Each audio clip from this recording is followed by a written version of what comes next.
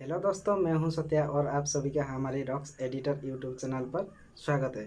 तो आज दोस्तों मैं आपको बताना चाहूँगा फ़ोटो कैसे प्रोफेशनली इरेज करते हैं।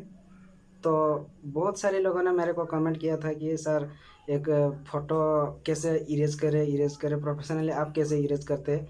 मैं उसी के बारे में आज बताना चाहूँगा। मतलब 5 सेकंड में आपका फ़ोटो इरेज हो जाएगा। चलिए मोबाइल का स्क्रीन के ऊपर चलते हैं। दोस्तों हम लोग फाइनली स्क्रीन के ऊपर आ गए। स्क्रीन के ऊपर आने के बाद मोबाइल की स्क्रीन क्रोम ब्राउज़र ओपन कर लेना है।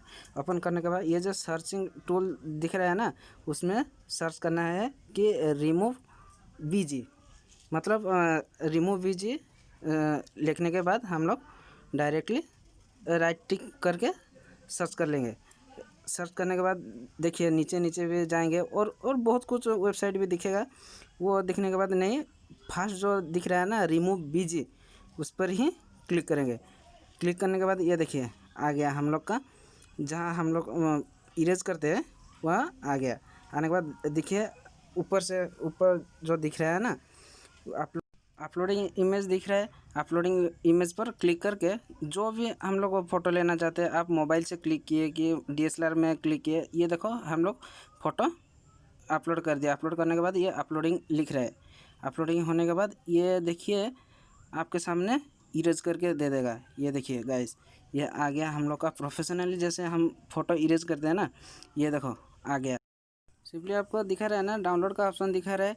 डाउनलोड का ऑप्शन के ऊपर क्लिक करके उसको ये डाउनलोड कर लेना है। वो तो डाउनलोड हो जाएगा। देखते हैं डाउनलोड करने के बाद कैसे दिख रहा है। ये देखिए गाइस प्रोफेशनली हो गया।